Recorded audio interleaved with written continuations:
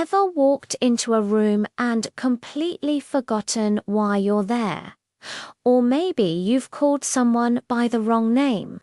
We've all been there. These moments feel incredibly awkward, but they don't have to ruin your day. The key isn't to avoid them, because that's impossible. It's about how you recover. Think of social grace as a muscle. The more you use it, the stronger it gets. So, let's explore how to navigate these tricky situations with confidence and ease. The first step is simple but powerful. Just breathe. When an awkward moment strikes, our first instinct is often to panic. Our heart rate quickens. We might start to sweat. Instead of letting that spiral take over, take a slow, deep breath.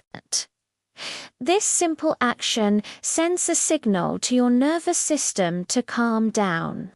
It gives you a precious second to think instead of just reacting. It's your internal pause button, allowing you to regain control before you say or do something that makes the situation even more uncomfortable. You're not ignoring the awkwardness.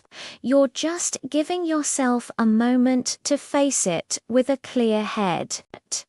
Once you're a bit calmer, a little humor can work wonders. I'm not talking about a full stand-up routine, but a light-hearted comment can instantly diffuse tension. Let's say you trip on a flat surface in front of everyone. Instead of turning red and wishing the floor would swallow you whole, you could say something like, "Wow, I didn't know gravity was working overtime today," or "and that's my dance move for the day." This shows you don't take yourself too seriously, which makes everyone else feel more at ease. It turns a moment of embarrassment into a shared, light moment. People aren't laughing at you. They're laughing with you at the absurdity of the situation. It's a way of saying, "I'm human, I make silly mistakes, and it's okay."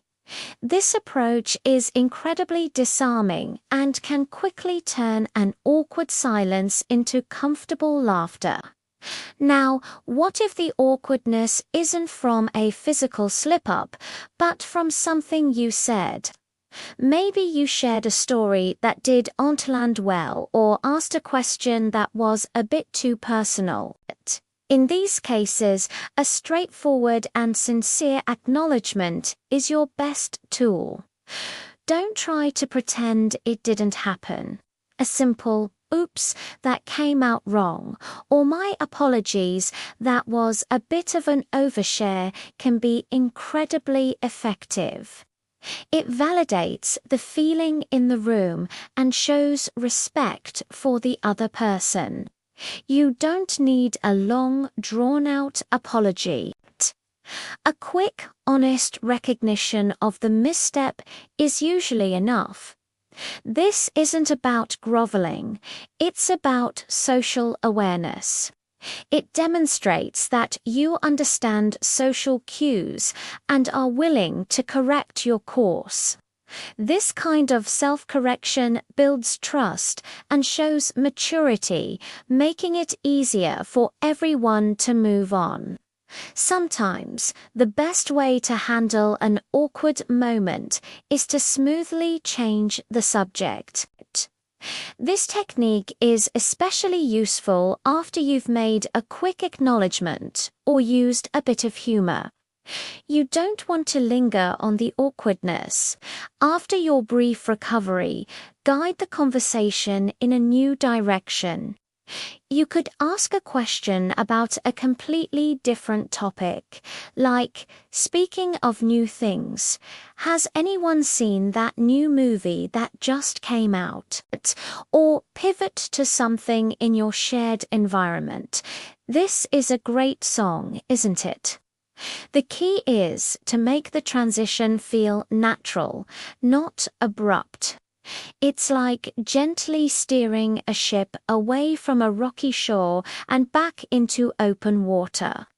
This move signals to everyone that the moment has passed and it's time to continue the conversation. It's a subtle but powerful way to restore the flow and comfort of the social interaction for everyone involved. Finally, let's talk about empathy.